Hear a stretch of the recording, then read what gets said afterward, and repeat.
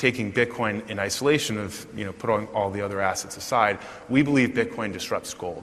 We think it's a better gold if you look at the properties of money and what makes gold scarcity. Bitcoin's actually fixed in supply. So it's better than scarce in gold. It's more portable. It's fungible. It's more durable. It sort of equals or better gold across the board. So if you look at a $100 billion market cap today, now last week it might have been more like 200, but so it's actually a buying opportunity. We think that there's a potential appreciation of 30 to 40 times because you look at the gold market today, it's a $7 trillion market. And so a lot of people are starting to they see that, they recognize the store of value properties. So we think regardless of the price moves in the last few weeks, it's still a very underappreciated asset. And Bitcoin's just the first cut. And if Bitcoin's a better gold, imagine your financial system with only gold as an asset class.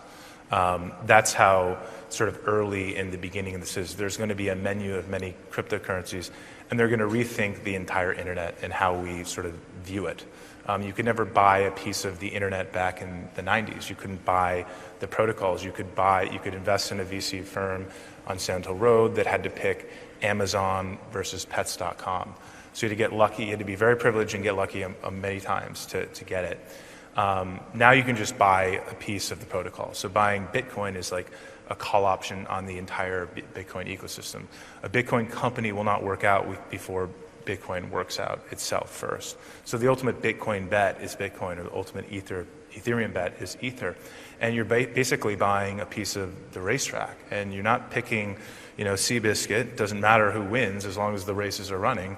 You're a part of it. And that's the beauty here. And usually the retail investors come in at the end. They get dumped this stuff post-IPO, 10 years after a company was founded. Now retail has been the ones who have been there first. And actually Wall Street is completely asleep at the wheel and late to the game.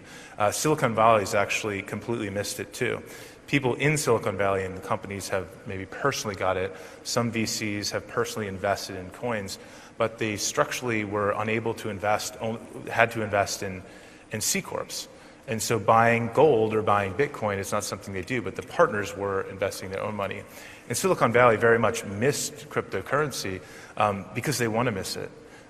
It's not good for the centralized application layer, the FANG companies that sit on top of the internet. Cryptocurrencies actually decentralize that, pull it all down to the layer below, the protocol layer, and the value actually accrues to the people who buy into and use and build the network. Not one company, there's not a headquarters of Bitcoin or Ethereum.